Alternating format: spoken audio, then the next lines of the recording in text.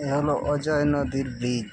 এখানে অজয় নদী বর্ষাকালে প্রচুর প্রচুর জল হয়। তো জল এমন জল হয় যা তখন কল্পনার বাইরে। পাশে আছে রেল লাইন। রেল লাইন দেখতে পাচ্ছেন আপনারা। এই রেল লাইনের উপর দিয়ে প্রায় বর্ষাকালে খুব ভালো জল হয়, বৃষ্টি হলেই জল হয়, প্রচুর জল হয় এখানে।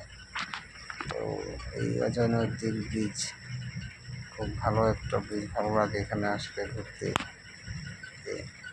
ভালোই আছে। এবং এই যে এখানে আছে কিছু দৃশ্য, এটা হলো ডেঞ্জার লেখা আছে এখানে। বাহ, ভালোই লাগছে।